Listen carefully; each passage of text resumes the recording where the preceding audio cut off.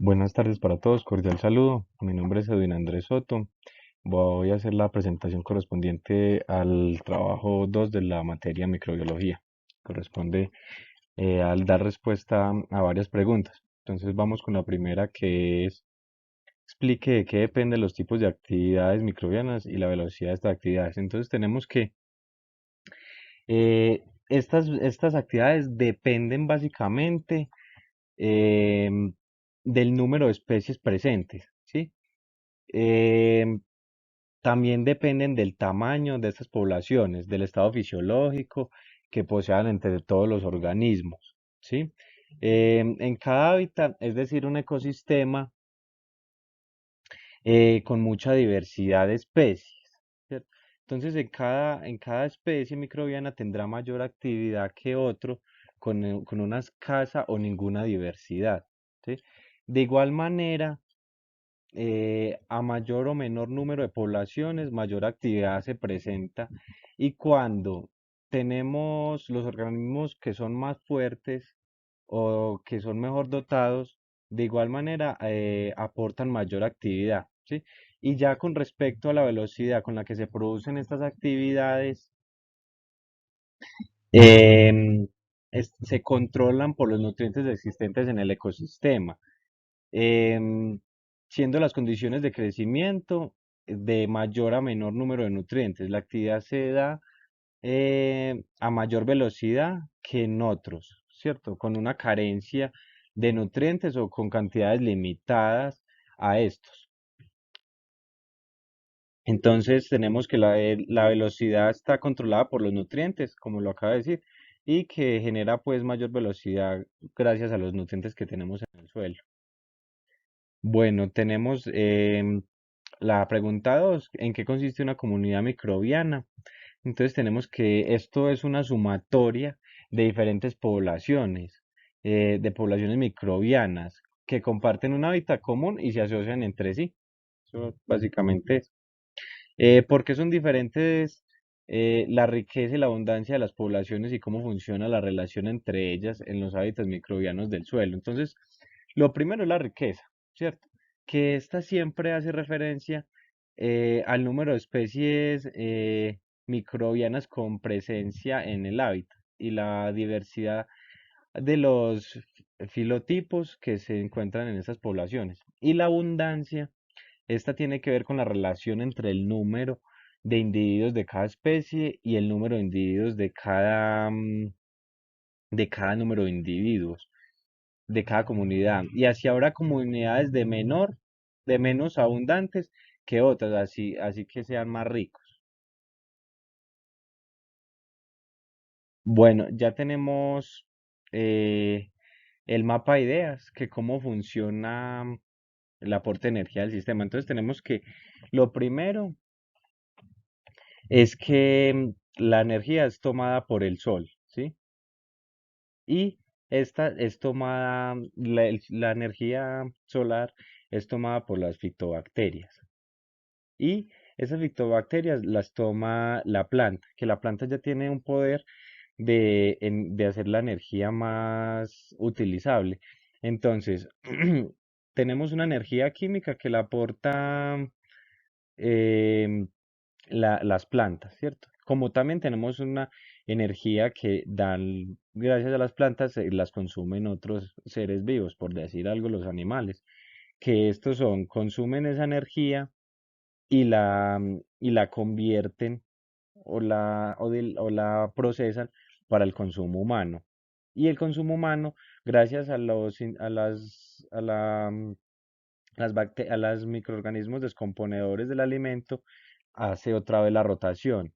Del consumo humano también hace la descomposición a energía. De la comida que consumimos los humanos, esto lo convertimos en energía y de igual forma lo hacen los animales. Bueno, el quinto punto es: explique el concepto de microambiente, emplea un ejemplo de microambiente en el oxígeno de la Tierra. Entonces, tenemos que un microambiente es el pequeño espacio que rodea al microorganismo, garantizándole la protección y los recursos que requiere para su desarrollo individual. ¿Por qué se da la competencia entre microorganismos en el suelo y por qué favorece al cooperar?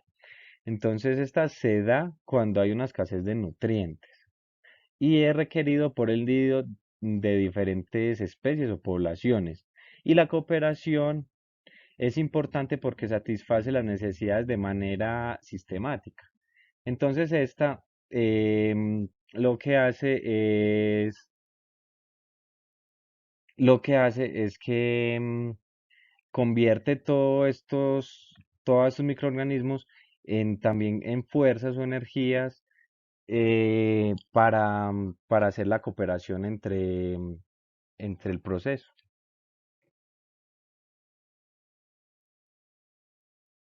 Bueno, tenemos el siguiente punto, que es la composición del suelo y la vegetación. Entonces, em, dice un pequeño esquema donde empieza que los seres vivos intervienen en la destrucción de la roca madre, ¿cierto? Luego se pasa a la modificación que estos hacen y que producen el material vegetal. Luego pasa que los cadáveres de los animales en descomposición son fuente de materia orgánica. Luego a esa materia orgánica la añaden mediante los desechos y se mezclan con las sustancias del suelo.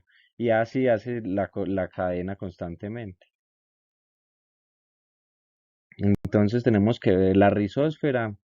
Es una zona de interacción única y dinámica, ¿sí?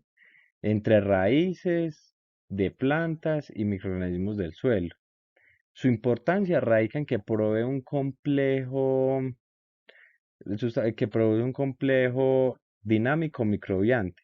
Forman comunidades únicas que tienen considerables potenciales para la desintoxicación de compuestos orgánicos nocivos. El efecto, por ejemplo, uno de los efectos que es el efecto rizósfero, es la influencia de las raíces en las plantas en el desarrollo microbiano del suelo, como resultado de de la alteración física y química del suelo, liberando las secreciones dado la rizósfera, estas descomponen todas esas matrices. Esa es pues como la importancia, la formación de comunidades únicas para la detoxificación de compuestos orgánicos nocivos. El efecto rizósfero. Bueno, ¿qué región del suelo es la más activa desde el punto de vista microbiano? Entonces tenemos que la rizósfera, porque allí se dan importantes relaciones entre otros microorganismos que permiten proteger la planta. Bueno, tenemos qué son las CBS y cuál es su importancia fundamental. Entonces, las CBS son las costras biológicas del suelo. Eh, sí, es una compleja mezcla de organismos que viven asociados unos a otros. Su importancia, erosión por el agua, el aire y cierta medida por el paso de los animales. Entonces, este proceso de sedimentación del suelo interviene en componentes de costra como los líquenes, quienes dan estabilidad al suelo gracias a unos filamentos llamados hifas, y las cianobacterias, quienes producen sustancias pegajosas que ayudan a cementar el suelo. Tenemos qué factores rigen el grado de tipo de actividad microbiana del suelo. Entonces tenemos que los factores involucrados a la actividad del suelo es la temperatura, el pH, la humedad, la disponibilidad de oxígeno, los nutrientes inorgánicos y la accesibilidad a algún sustrato. Y también pues los microorganismos descomponedores de la materia prima. Porque es posible la espaciación alopática en el subsuelo profundo. Entonces tenemos que esta ocurre cuando una especie se subdivide en dos grandes poblaciones, especie diapátrica o vicariante. Por ejemplo, como resultado de la tectonomía de placas, la inundación por cambios del nivel del mar o otros eventos biológicos, ¿sí? Esta se ocurre cuando una especie se subdivide en dos grandes poblaciones, ¿cierto? Y crean una barrera física, como un desierto o un río, como se demuestra pues en, en esta imagen. Porque la diversidad y la abundancia de los microorganismos del suelo juega un papel fundamental en la sostenibilidad del ecosistema. Entonces tenemos que em, los microorganismos del suelo producen una gran variedad de enzimas que juegan un papel esencial en varios procesos ecosistémicos y están involucrados en el metabolismo celular como en la descomposición de las materias orgánicas. La restauración y el incremento de la capa vegetal se logra mucho más rápido, ¿sí? Con la presencia de los microorganismos del suelo, que a su vez estos requieren que la vegetación para convertirse. De igual manera, los microorganismos del suelo producen una gran variedad de enzimas que juegan un papel pues muy importante. Bueno, ya los grupos microbianos, que son cinco, tenemos el hongo. Entonces, los hongos cumplen una importante función dentro de la degradación de materia orgánica. Em, Estos hongos eh, tienen pues un papel muy importante porque son capaces de descomponer pues lo que las plantas o los microorganismos normalmente no son capaces de descomponer. Bueno, ahora vamos con los parásitos. Estos mantienen saludables a los ecosistemas, puesto que regulan los tamaños poblacionales de los que la infectan y la mortalidad de individuos de manera indirecta, ¿sí? Tenemos la bacteria, que cumple funciones benéficas mediante la relación de la rizósfera. Estas llamadas rizobacterias influyen en el crecimiento vegetal, además controlan de manera vegetal a los agentes patógenos. El virus, que el virus pertenece a desempeñar un papel crucial en la estructura dinámica de los ecosistemas, ayudando a controlar partículas, las partículas víricas detectadas. Y por último tenemos la levadura, que una de las principales funciones es la de descomponer, la de descomponer materia prima, ¿cierto?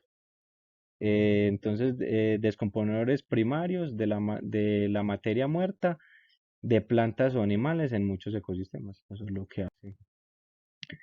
Bueno, los factores claves para que controlar la dinámica de la biomasa es el macroclima, la calidad del suelo y el pH. Y factores que gobiernan la variabilidad de la biomasa microbiana es el contenido de la materia orgánica, la temperatura, la humedad y el manejo del suelo. El principal reservorio de nutrientes en ecosistemas pobres. Bueno, porque el tamaño de la biomasa microbiana puede proveer un estimado de la productividad en un ecosistema restaurado.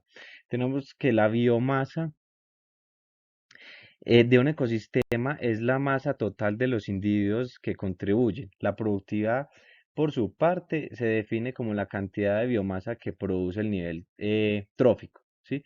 Se puede diferenciar productividad primaria o autófos, secundaria, ertrófos y descomponentes y la productividad bruta en la cantidad de la energía producida durante un año en un determinado nivel trófico.